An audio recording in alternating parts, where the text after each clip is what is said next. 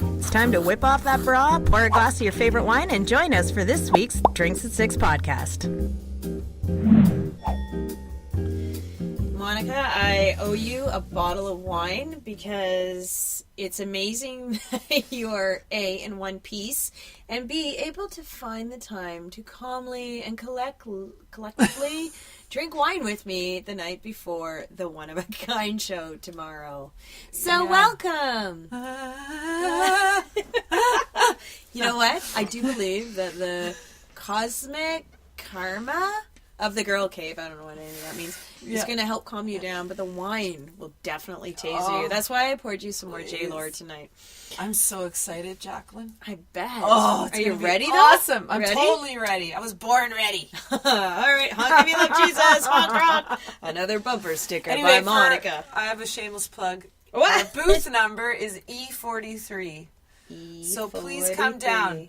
Bring your favorite wine, and we'll do a little picture. Can you do that? And we'll bring a bottle and we'll just and leave it for you. And just leave it for me behind the booth. Actually, my lovely assistant Natasha, she's helping me, and she's pregnant. So whoa, I can drink all the wine myself. Is what that means. You're drinking for two now.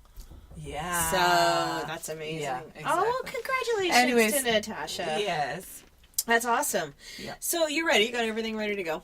Oh, we got everything. The booth, it looks amazing. We set it up yesterday. It looks gorgeous. Oh, it's so sparkly. It's the best show, especially at Christmas time. It is part of my Christmas ritual to go to the One of a Kind. Totally gets me in the mood for Christmas. And they have this really great section called Rising Stars. And they're little mini booths for people that have new things that they're launching, testing in the market. And it's like friggin' fantastic. So that'll be great. Well, that was a good. Check that. That's kind of a new spoiler thing. Alert. I should have given a spoiler alert. And they have wine at One of a Kind, ladies. No, I love it. I get to knock off most of my Christmas gifts when I right? And one last thing, just about the show. I'm sorry, but the very last Thursday, so not this Thursday, but the following one. They do a late night shop, so we're actually open till 11 o'clock, and it's so much fun. The mood of the whole place changes. 6 o'clock, they have free parking after 6, and everybody gets like a drink ticket. You can have a nice glass of vino or whatever you want, and they play music. It's like a party. It's the time. I know. Like started at 11 a.m. They buy more, right? Oh yeah. Oh, you should give out bacon wrapped jalapeno poppers. Yeah. Yeah. Okay. Jacqueline will be there on the night of the... No, I'll be sleeping tomorrow or that night. Whatever. I'll be sleeping all those nights. Well, I mean, I hope that with the show tomorrow, you hope to attract a lot of guests. Yeah, I hope so too. It'd be so great to meet like some listeners. Yeah. I love that. If you go to the One of a Kind show, listeners, and you visit booth E43 to see Glam Jewels, you've got to go introduce yourself to Monica. And we'll do our picture and we'll hashtag drinks at 6. Yeah. Oh my God, that'd be so awesome. Yeah, what a Christmas do bonus. Do it. Okay. So speaking of attraction and attracting people to your booth, which will be no problem because they will see the glitter of your glam from miles away. Mm-hmm. You wanted to talk about the law of attraction. Yes. Tonight. So, Jacqueline, what do you know about the law of attraction? I watched The Secret. I didn't read the book because I didn't have the attention span, but I watched a video. I thought it was really interesting because I'm not... I'm so pragmatic, but like my dad, but I also do find myself, believing in certain things like karma and the law of attraction. And I've noticed that since August, I lost my job in advertising, thank God. And I started going freelance again. And it was hard for me the last time. I was a new mom and whatever. But this time, wow, I have amazing clients. I have so much incredible work I love doing. Awesome. And I think it's because I had a different approach this time. And what changed for you? Just like going back to advertising made me realize I don't want to go back and work in an agency culture again. And I really needed to focus on what I could do to not do that. I also, I just felt more positive about it. And I thought, this time I'm going to make it work. I learned a lot from the last time. I know what I did wrong.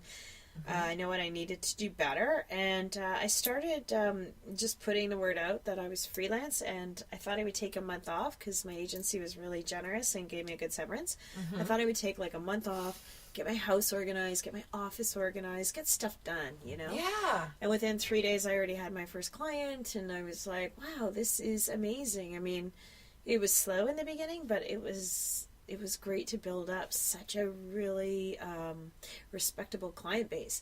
And now I'm working with some incredible clients. I'm doing the stuff I've wanted to do, like video, content writing, content strategy, like amazing. That's so anyway, amazing. I think because I just kind of told myself this time it's going to work, and I'm going to stay open to it and positive. I'm not going to look for the downfalls. I'm not going to focus on the hard times. I'm going to focus on the things that are working and that I'm grateful for. And honestly, Monica, like there were days where a contract would look like it was falling through and I would stress all night. Right. And the next day I would just think, you know what?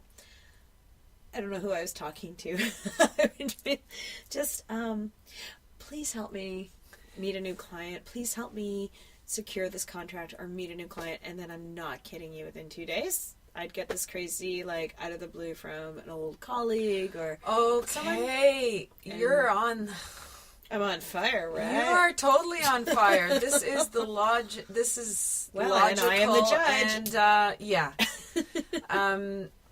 You know what? This is amazing because this is what we're supposed to be doing. This is what we did as children, and we stopped doing it as adults. What do we do? Your as imagination is much more powerful than anything else. Oh. So the more that the law of attraction says, whatever you put out, you're going to receive. So for instance, like, let's take it down to something really basic. You owe a lot of debt, and you're looking at it and you're going, oh my God, I owe $100,000. I owe $100,000. How am I going to get out of this? I owe $100,000. Right. And then how did you know how much debt I owed? It's so weird. Must be the law of attraction. Yeah, exactly. So then you're like on your computer and you're looking at all your expenses and you're like, okay, how am I going to recover from this $100,000? And then you start blogging about how difficult it is to manage money in your 40s. It's a different generation than our parents, and you know, I had to ask my mom for money to help me, and and you become obsessed with this whole topic of, and that $100,000 then turns to $110,000 in debt, and $120,000 and $130,000 because that's all you're focused on. You're just focused on the lack. So what law of attraction says is, Jacqueline, take 5 minutes a day and take that worry of that $100,000 of debt you have, and imagine what it would be like if you had $100,000 extra dollars. We know you want to worry about your debt. See, this is the problem with us as humans. We think we have this responsibility to worry about things. Right. Because if we're worrying about it, we're accountable for it and we're responsible for it. That's true. But at the same time, when we worry about it, we're getting sick about it, we're getting cancer about it, we're getting heart disease about it. We're scaring the hell out of ourselves. Exactly. Yeah. So take the time to use your imagination and put that out there. And that's what you did in this situation. You're like, no, this is the kind of client I want. This is the kind of work environment I want. This is how I want to feel. I want to be at home. I want to be here for Maddie. I want to work with people that make me feel good. I want. So true. It's more powerful than you know. So the other thing that you're talking about is contrast, which is huge. So all of this experience that you've had with your ad agency stuff where things have gone wrong and you've felt alienated and you've felt like you weren't respected in your industry, as those things are happening, just as when we were talking about the Maddie moment last podcast and how emotional that is for you, we perceive it up front to be something very, very negative. But in the contrast is like our biggest gift, because in contrast we identify with what we want, because now we're really freaking, I almost said something else, clear on what we don't want. Right. Right? So as you're bumping along in your ad agency stuff and you got all this stress, you're like, I do not want to be here. I do not want to work. And you're angry and you're pissed off and all this stuff. And yeah, sure, when you're doing that and you're only focused on that, you're probably drawing more of it to you. It absolutely worse for myself. But yeah, when you were finally like, you dissolved that relationship, as my father would say, now all of a sudden you have this time where you're like, I'm kind of calm right now and I'm kind of thinking about what do I want for me, and that's where your imagination kicks in. And that's what we all had as kids, and it's so powerful because now you're putting out positive stuff and it's coming back to you. It's the law of physics. That's the only way that it can be. And Albert Einstein said, this is one of his quotes, imagination is more important than knowledge. Knowledge is limited. Imagination encircles the world. Ah, I like that. Isn't that amazing? Totally like that. Yeah. It's so true. So he's like my brother's biggest idol. Oh, he's amazing. And I listen to a lot of stuff. Actually, my husband refers to it as my Twinkie books. But I love The Secret. I also love these two people. Their names are Jerry and Esther Hicks. Yeah. And they're channelers. So Jerry actually passed away a little while ago, but Esther is still doing her work. And what they do is they channel a voice from the non-physical side, and it's called Abraham, and it's a collective of spirits that are non-physical that are speaking through them. Okay, so that's where Wayne goes, okay, you lost me right there. What are we doing? Yeah. Like, do they get so whether you believe money? In that or not, well, the messages are good. Okay, yeah, what are the messages? The messages are very, very good. So basically what they're doing, their whole take on it is they teach you about the law of attraction by giving you messages from people that have already passed from this life into non-physical. Mm-hmm. And the non-physical is now telling us in the physical world what actually is, what we're doing as dumb humans. Yes. And what is actually happening. And they're empowering us to think differently, to act differently, to be differently, so that we can have the power to change our lives in this physical world. And really make a difference here and now while we're here, instead of discovering all of this when we cross over. I sort of feel like my PR background is coming out. Did this rock group called Abraham, do they need publicists? Do they need better exposure in the human world? Because I can totally get them a venue. Yeah. We can get some speaking engagements through that EVP or whatever. We could. Right? If I could channel Abraham, I can channel Wolfgang. Okay, I can't channel Abraham. I watch a lot of horror movies, as we all know. Yeah. I feel like what I just said is bad karma, and Abraham is going to turn ugly. No. And friggin' haunt my house now. Abraham's going to be so proud of you because now more people know about Abraham. Oh my God. Before, wait a minute. You know what? Where do you send I know we're not there to the yet, metaphysical world? I know we're not there yet, but my word of the day is on for right now. Okay, go. Can we do word of the day before sure. Maddie? Yeah. Oh. I'll tell the word of the day is... Why don't I have this on video right now? Smell fungus. No. I thought it was smelly fungus. I feel like every time you give me a word, fungus. I say no. This is okay. perfect. I'm going to guess that's a verb. It's actually a noun. Oh, it's a noun? Yeah. Really? It's a noun with an adverb. What? Why? Oh, I can't. I'm so glad I've had too much J-lore to figure out the adverb and the noun. So... Please use the word smell fungus in a sentence, Jacqueline. Okay. I can do this.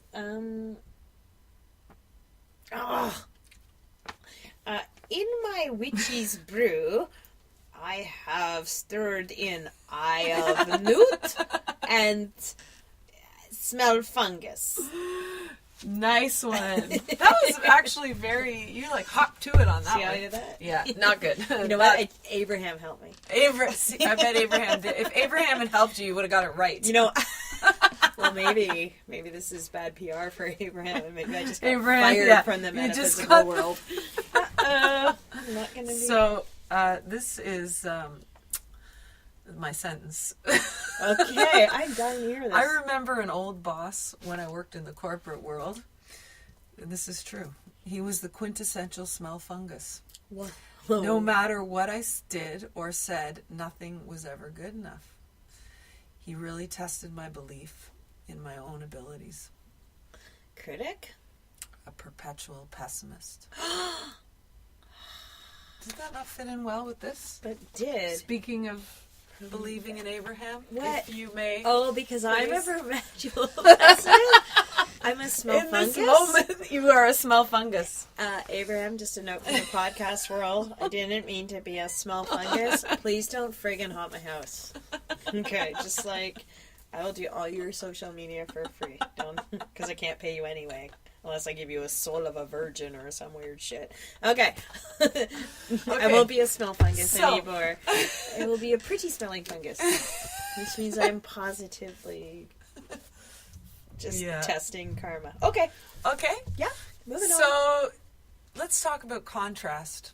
Okay. With the law of attraction. Okay? Yeah, I need a little help with that because I sort of get it, but I'm not sure I really get it. Okay. So we get that the law of attraction is whatever we put out comes back to us tenfold. Mm-hmm. And by the way, it only takes like something like 17 seconds to turn a negative law like something that you're attracting negatively. If you think for 17 seconds about something positive, test it tonight when Greg comes home. For 17 seconds, think about what you want to, the way you want to be with your husband when he walks through the door. So, test the smell fungus. No. No smell fungus. Okay. All right, 17 seconds. So wait a minute, what do you mean? So just meditate for 17 seconds. When my husband walks in the door, I want to greet him with open arms. I want to have a little kiss.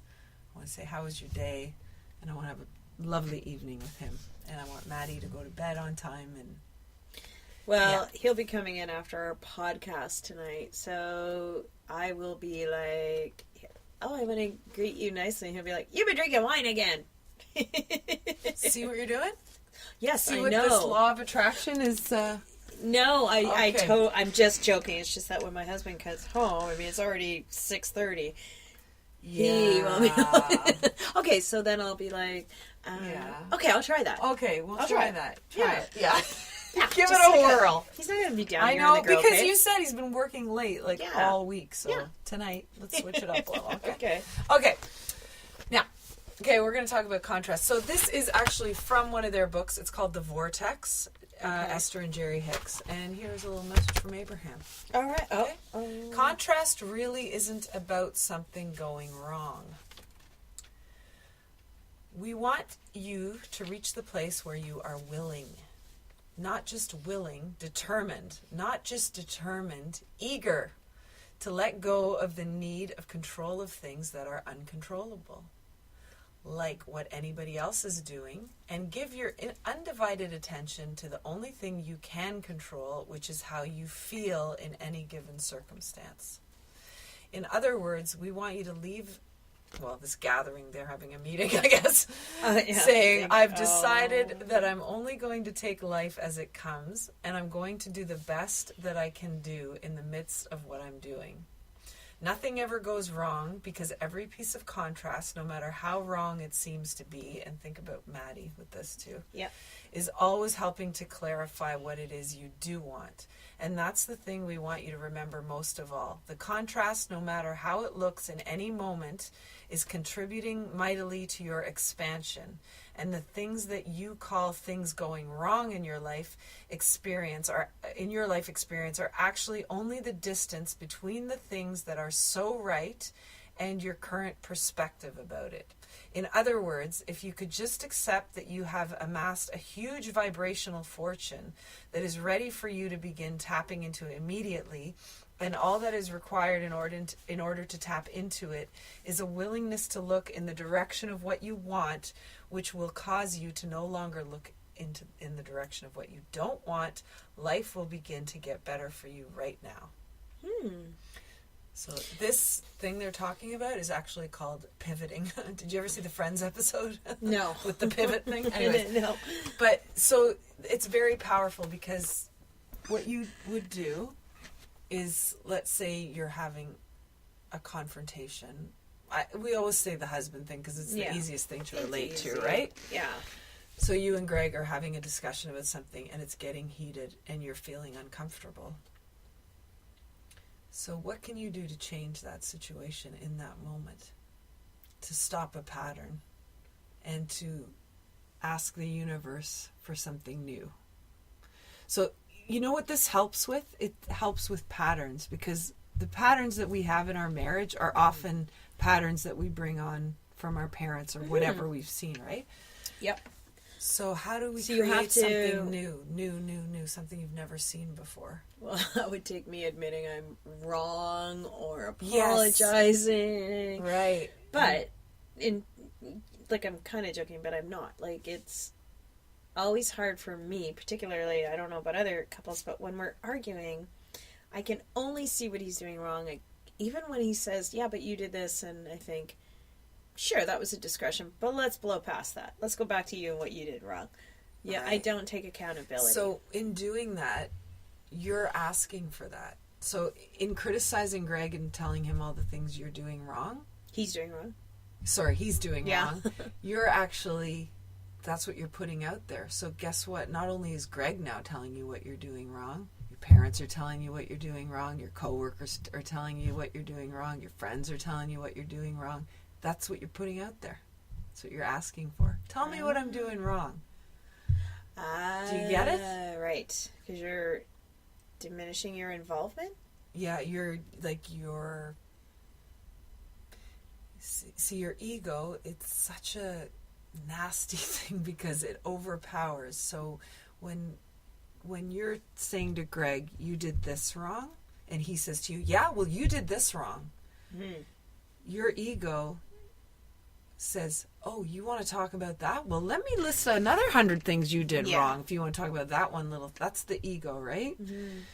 But the real source of who you are and the goodness that you come from would look at Greg and say, does that really bother you when I do that? Let's talk about that a little bit more. You would give it all to him and make him feel important and worthy and, right? I know you're being the bigger person and all that stuff, but it's not about him now giving that back to you. It's about you putting it out there so that you get, it's not even about you get, but do you know what I mean? It's about, I don't want to have this. I don't want it to be, I don't want tit for tat in my life. Yeah. I want... Oh, we are so tit for tat. Yeah. And so that would be one way of eliminating that from your life. Okay. If you're following this law of attraction philosophy. Yeah. You know what I mean? Like, so now you're saying to Greg, you know what, Greg? I didn't realize that bothered you about me. Let's talk about that a little bit more. Well, that's a good, and you know what, that's funny because between Abraham and my therapist, this seems to be, honestly, a common theme, like, and also, sorry, let's tie in your friend Einstein, because, you know, the definition of insanity is doing the same thing over and over and expecting a different result. Yes. So when Greg says to me, you did this, and I say, well, you did this, and we are, like, he and I, that is a big part of our dynamic. You feel like brother and sister all of a sudden, right? Yep. Yeah. And I think it's funny because it's true. Like, you just change one little thing. You just need to change one little thing. And whether, you know, listeners, you believe that's the universe or a change in pattern or changing the, breaking from insanity, whatever that is, it's true. One little thing, think of a chain reaction, right? Think of, like, that thing in the science center where, like, those little beads go around. You know, you just change one thing and they go in a totally different direction. Mm-hmm. You put up a barrier, you open a gate, and the outcome is so different. Yeah. And so I think that it's true. And I like that, though, because, what that does for me is it goes back to what we said in an earlier podcast. You realize you have a choice. Yes, that's right. Right? You have a choice. And it empowers you because you're not giving that person control. Yep. and you're not losing control, Yeah. you're being productive. Like, you're pushing something forward. You're pulling something out of the gutter, and, like, it's very, very powerful. It is. So what are the other tenets in this law of attraction? Because, I mean, I've read The Secret, and I think in The Secret there are 10 things, or... Yes, yeah, I can't remember all of them, but yeah, I mean, a big one is gratitude, right? Gratitude is So huge. they do this, I guess, don't they do like a gratitude rock? So it's really good if you have some sort of a touchstone. So it could be a rock, it could be a crystal, it could be a little doll, whatever, right? Just something that reminds you to feel grateful. Yeah. So it triggers you. So every time you look at that thing, so a lot of people will keep something in their pocket, or maybe you keep like a little doll off the rear view mirror, or whatever it is, or maybe it's a piece of jewelry. Yeah. You remember, you know what? I need to take a minute right now to think about what I'm grateful for. And that in itself perpetuates itself and says, oh, like, Jacqueline's grateful for this. I'm going to give her more of that because she likes that. Yeah. That's... Oh, right? I like that. I mean, and I also like it because it gives you the sense that someone's looking out for you. Yeah, and we are. I mean, the universe is bigger than us. Like, it's not about us. I know. But it's easy to feel like we talked about it in another podcast a couple of weeks ago about, Chris Hadfield and seeing the world, and, just like when you keep pulling back and pulling back and pulling back, you realize you're just a teeny tiny particle. Yeah. In it. Don't take it so seriously. That's right. But fights are so serious, and arguments and control and work and I mean, and it's all ego stuff. Like, you think about it, you think about all the arguments you've had. Like, when I think about arguments I've had with Wayne, everybody says this. I don't even know what we were fighting about. You know what we were doing? You're fighting about we were ego. Fighting for Control. our egos. Yeah, it was power. Yeah, for sure. Yeah. So, that's and what about the interesting. money thing? Like, what do you think about that? Well, I haven't quite addressed that yet. I mean, Law of attraction. But well, yeah, I guess, because like for me, I when I was freelance before, I made lousy money, and that's kind of why I had to go back to advertising, because I couldn't commit to anything fully, because I was part-time stay-at-home mom, part-time contract, and you can't do that in the advertising world. And so then when Maddie was older, I went back to work full-time, and it was a steady salary. And then we were really concerned about me leaving that salary, because it was good money, and as advertising is, the golden handcuffs. But when I left, I was more concerned about the fact that when I was there, I was coming home angry every day and impatient and intolerant. And I thought, I'm willing to take a pay cut to come home as a better mom, or be a better mom. And the money has been way better than my salary. Great. Yeah, because I had the confidence to ask for more and to demand more, because I know the value of the work I do now, and I knew it before, but I didn't have the confidence. I felt like, oh, well, I can't ask for that much. No one's going to pay me. Like, I felt insecure about it, and now I'm like, no, that's what my time is worth. Yeah, great. I have all this experience. I've worked with brands for 20 years. I have, everything from writing to creative development to content to strategy. Why would I let someone pay me less?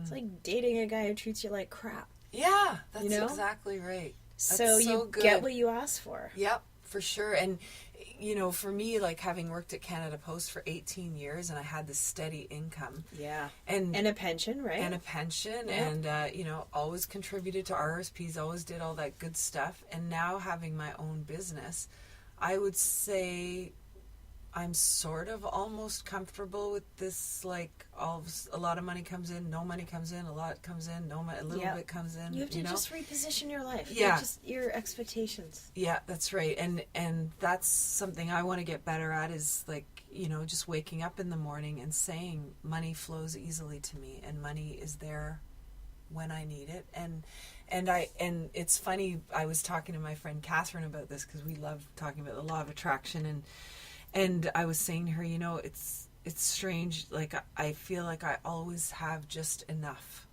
Yeah. You know, like I'll look at with the business, I have my mortgage this month. I've got the source deductions. I got this, and this. And sometimes it's to the penny that I have enough. Yeah. And I'm like, you know what I need to work on is how do I put out there that I want more than enough and really believe that? Because right now I'm not mentally there. I feel like, well, why should I have more than enough? There's people that have nothing. I don't deserve more than enough. But I'm actually learning now that I saw this really amazing documentary about, Wayne got me onto it, about the guy that made the 5-hour energy drinks, you know, that you see in all the variety stores. No. Well, maybe by name they're I like know they're them. like those little tiny. They look like little shots, and it says 5-hour energy drink shot or whatever. Okay. So he did this. It turned into a $5 billion company. Do people He made drink tons those? of money. Yep. All Holy. like his distribution was worldwide. Right. You know what he did? He said, "I am not. This money is not my money. Like I have a responsibility to take care of the planet. If you develop something that brings you this much wealth, your responsibility is to take care of the planet. You have a purpose here. It's not for you, it's to make the world a better place." And that I feel good. Like that resonates with me.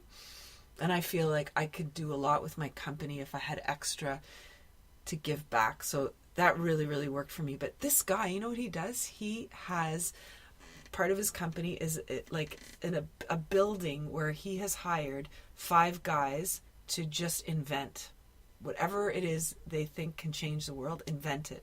And he doesn't source stuff out. He has enough money. He's like, what, you need to like have machinery to build a mold for that? I'll buy you the machinery. Build it in a day. Let's see what it does. So he's developed a bicycle that you can ride for an hour that will like provide you enough hydro for your house for a whole like 24 hours. Really? So these are like little, they're all amazing. in their infancy, but it's like, he's like, nobody should be without clean water. Like he's developing like machines that will like clean the dirtiest water so that anybody could have drinking water. Like all this stuff, it's mind blowing what this man is doing. He's building a beautiful hospital in India in the mountains where people have not had health care like for centuries, you know? And I wonder if he partners with Matt Damon on his water project. I don't know if he does, but I'll find out the name and we can maybe post the documentary for Yeah, I would people love to watch to see it. It's really, really good. But, you know, it's all about like settling into where you're comfortable so that you can believe. And once you believe, then you can attract. And, well, I think actually, I have to be honest, that's where it is right there. For years, Greg has been like karma and positivity and whatever. I'm like, I just feel angry and I just want to be angry right now. I want to be negative. I don't believe in karma. Not that I don't believe in it. I just didn't see any signs of it. Mm-hmm. But, like, it's funny because since I left the place I was working, I loved, like, you know, it's weird. I love the senior management team I worked with, the owners. Brilliant. Like, you can see why they brought this agency to be an award-winning, top Canadian agency. I love them. But then I worked with some younger people who, you know, just lack of experience, lack of maturity, whatever, just made the experience awful. But I left there and I was like, oh, every day I wake up and I'm so grateful I'm not in that environment. yes. Not with... Amen, sister. Amen, I feel right? the same. But the thing is, like, it's too bad because I always felt sadness that I felt negative about it because when I worked with the upper level team, I loved it. When I worked with these 20, 30-year-olds who were just rude and disrespectful and entitled, I was like, I hated it. Mm-hmm. But I felt so negative about it. And then when I started to think positively about it, like, this might not sound great if you were an owner there, but I'm so grateful that I'm not there. But not because I'm not there, but because I'm doing something I love, and by being there, I couldn't do what I loved. That's right, because you can't. You're paralyzed by your stress. Yeah, exactly, and also I can't work on clients when I'm there that I want to work on because I have to work on their clients. So when I say that I am grateful I'm not there, I mean being there it did handcuff me, and in many ways, and when I started to look at it positively, then I found I had more opportunity. And I felt better. I felt better about the work. Even my most stressful days are not days like those. And, you know, it's my job. My clients, I brought them in. I have to please them now. It's all my responsibility, like yours, good and bad. But I'm okay with the bad. Yeah, that's the bad's not bad. Yeah, you can push through it. You can work it out. Yep. You definitely. And I have another topic lined up for today, but I kind of want to forget it. I want to just keep going with this because I think that where we're going right now is really interesting because it brings me back to memories a couple of years ago of when we met and our own businesses. And I want to talk about taking the leap and finding the courage and knowing when to leave the safety of a company and when to go on your own and what that involves. Oh God. But you know, I know so many women doing it now. I'm working with a girl in West Toronto who's got kids and who came up with this amazing idea that I can't talk about, but and she's so ecstatic. And I met with her once for lunch, and I was just, I'd work with her for free because her energy is amazing. She's so passionate. And she's done her research. You know, it's not just some flaky idea. She's done her research. She's researched the product itself, the material, the fabric, its impact on the environment, the gap in the market, the niche, the need, how she's going to market it. Like, this girl has done her work. And I think, you know, that's what, that's what I respect. And seeing people and women like that who know that, you know, it's not just, you know, I just don't want to work for the man. I don't want to work for an agency.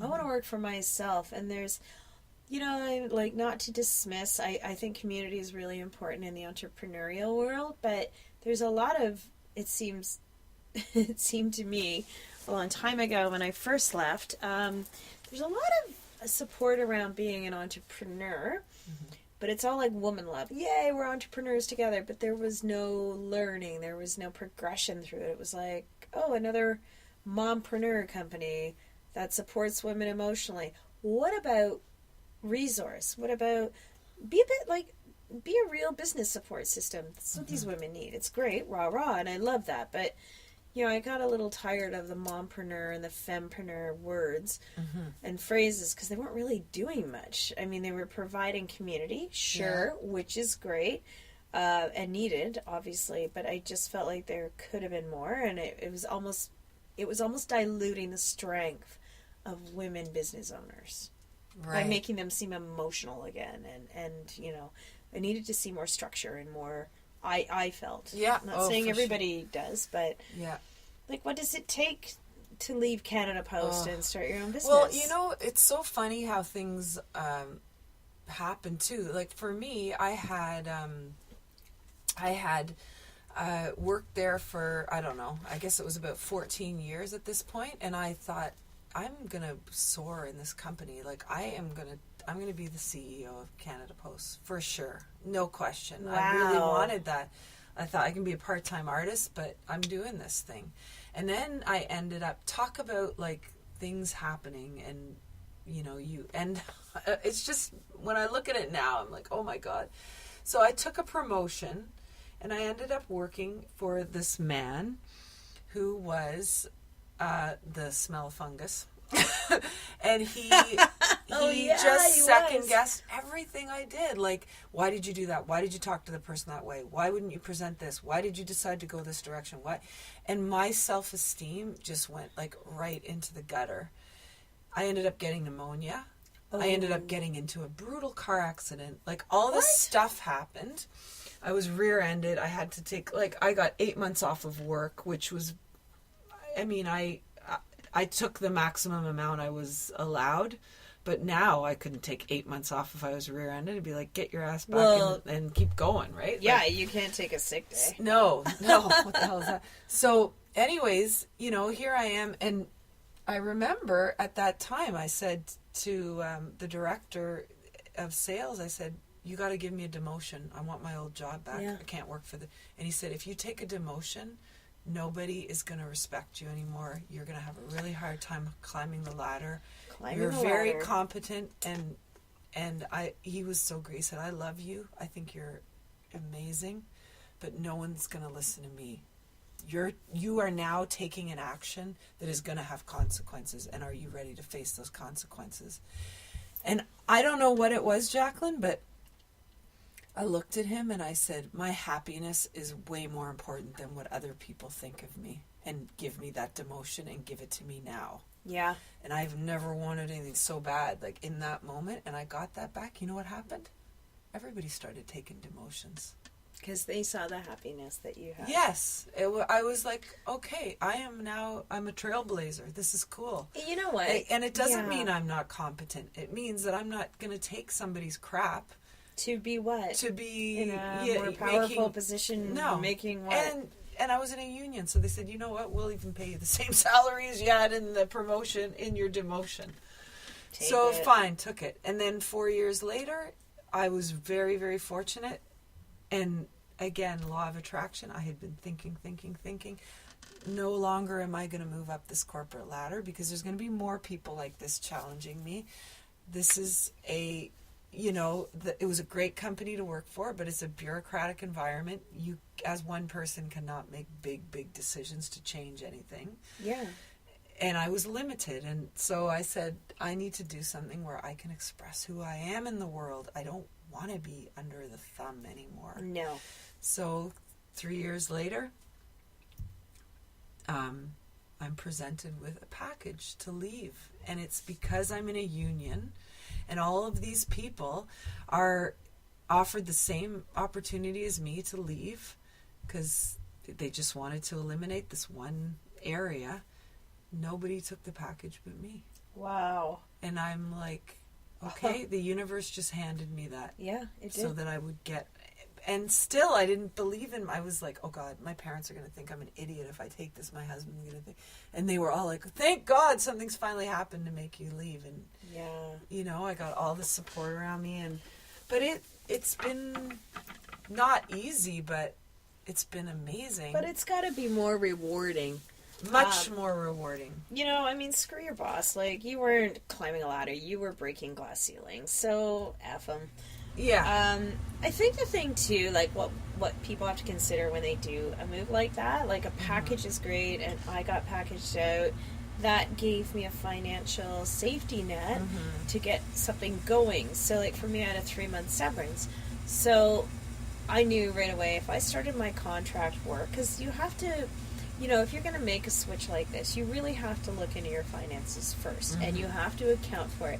If you have a mortgage, if you have regular monthly payments, you've got a plan. But can I just say one thing about that? The other thing is, don't be afraid to let go of that. If you're let go tomorrow and you have no severance and all you have is a mortgage, sell your house, get something smaller, and use that as your But I'm just saying, if you have the knowledge that you want to do this, and you could be packaged out, and I knew I was going to be let go because my role was redundant. I'm just saying, like, one of the transition moves you can make is, so I knew, okay, so in 3 months, my severance would run out here. We were used to payments every 2 weeks. I know that in a freelance world, I get paid 30 to 60 days now instead. So my husband and I had to rejig, so every 2 weeks, instead of me paying this, he would have to cover it for a month, and then my check would come in and it would cover it the next month. We just had to refocus and restructure, right? And so I had to make sure too that all the work I was doing while my severance was there, I wasn't getting paid. I knew I wouldn't get paid for 2 months, but from my clients, but so I would invoice, and I knew 30 to 60 days. Well, then that first check would come in after my severance. So I wasn't having any major gaps in my mortgage and Maddie's RSP, and I have a savings account for her and all these things, right? So really, I think when you're, going to make the leap to be on your own, the idea is the first and foremost thing, doing the research, making sure it's a valid concept, making sure you have support, making sure you're filling a gap in the market, all those things. Really research your idea. Yeah.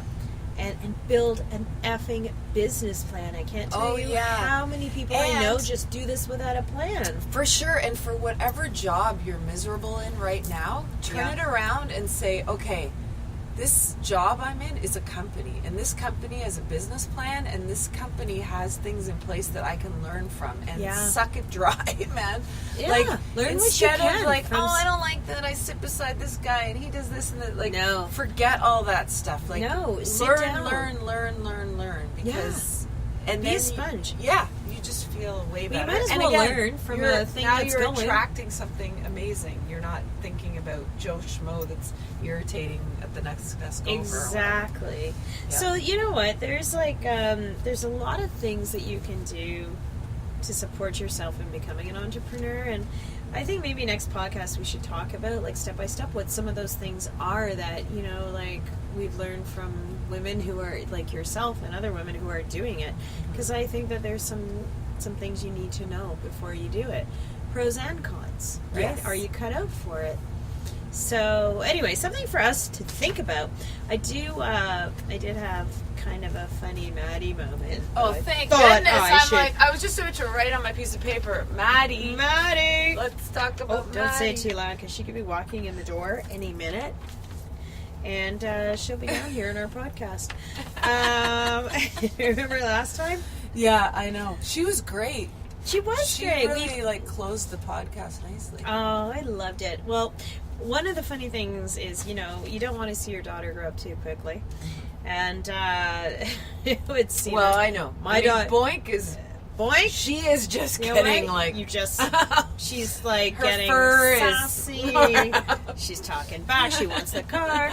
Oh, yeah. I know. Yeah. And you know what? She ages 7 years to year every one, so she's actually going to be older than you next year. I know. So. She and Wayne are the same age right now. Oh, great. So, yeah. Is she your puppy or are you her baby? Yeah, hard to say. She's like... No, I'm her grandmother. Right now she's podcasting with the pugs going, I've got a skin baby named Monica. Yeah.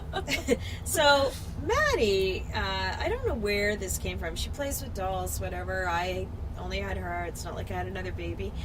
And now she, when I'm trying to clear out my damn house with all the stuff she's not playing with, or, you know, clothes that are too small, she's trying to keep it in the house. I'm like, oh my God, seriously? No. Dude, I gotta get rid of the stuff. And she says to me, like, she'll grab, like, a little toy or a blanket or an old, like, outfit that doesn't fit her, and she'll hand it to me and she'll say, I want you to keep this for my baby.